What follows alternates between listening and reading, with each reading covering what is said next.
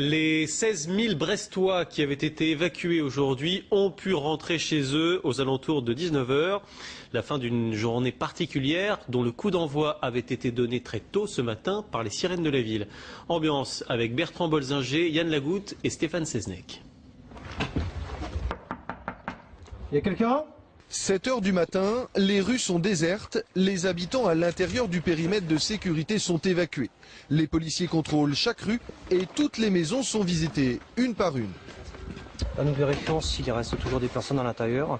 Donc en cas où, on leur demande de quitter les lieux tout de suite, dans les médias. Quelques instants plus tôt, au signal, les forces de l'ordre ont bouclé tous les accès à la zone de déminage. Nous ne savons pas sur quoi nous allons tomber. Donc la réglementation nous oblige de prendre un périmètre important de 800 mètres pour que les habitants de Brest ne soient pas touchés par une éventuelle explosion.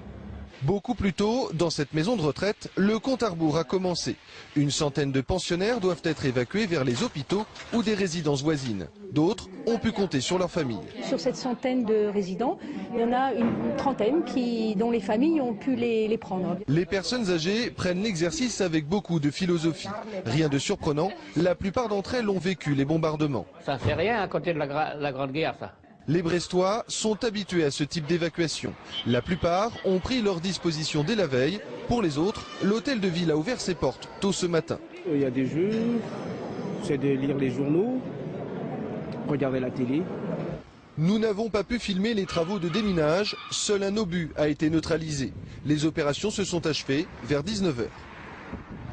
À Marseille, 9 des 21 plages que compte la ville sont restées interdites à la baignade aujourd'hui pour cause de risque de pollution liés aux violents orages de ces dernières heures sur le sud-est.